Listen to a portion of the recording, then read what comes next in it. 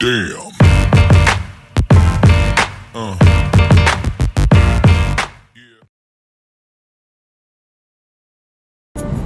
Baiklah, assalamualaikum warahmatullahi wabarakatuh. Waalaikumsalam warahmatullahi wabarakatuh. Selamat siang anak-anak. Siang, Bu. Apa kabarnya? Baik. Udah makan siang kok? Kenapa tuh pada sudah istirahat? Baiklah, sebelum mulai pembelajaran, marilah kita berdoa dulu kepercayaan. Berdoa.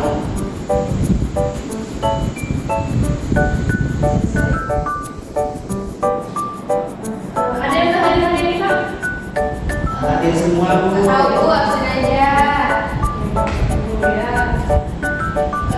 Regi, Hadir. Rizka, Hadir, Bu. Ruth, Hadir. Diana. Hadir. Sebelum kita melanjutkan materi, Ibu mau nanya. Kemarin kita bahas apa sih? Ada yang masih ingat? Enggak. Saya apa? Keluarga. Keluarga. Oke. Ada lagi? Interaksi wilayah. Interaksi wilayah. Keluarga awal kehidupan. Oke. Keluarga kehidupan. Ayo, Diana. Coba kemarin materinya tentang apa? Manusia purba. Manusia purba. Oke.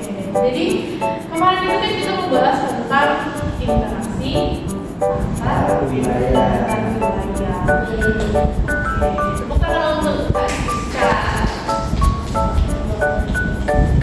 Jadi adanya interaksi antar wilayah itu kenapa? Coba kenapa? Setiap wilayah itu ada interaksinya. Biar apa? Untuk memenuhi kebutuhan di wilayahnya. Oke, untuk memenuhi kebutuhan di wilayahnya. Oke, Biar bisa makan, Bu. Oke, biar bisa makan, betul. Makan mampus Bu. Nah, selanjutnya apa kaitannya dengan materi hari ini adalah kalau seandainya ada interaksi antar wilayah itu untuk memenuhi kebutuhan masyarakat yang ada di masing-masing wilayah, kali ini kita bakal bahas tentang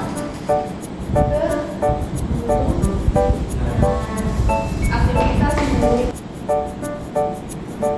tujuan pembelajaran hari ini. Yang pertama, mengklasifikasikan jenis kebutuhan manusia dan macam-macam alat pemenuhannya.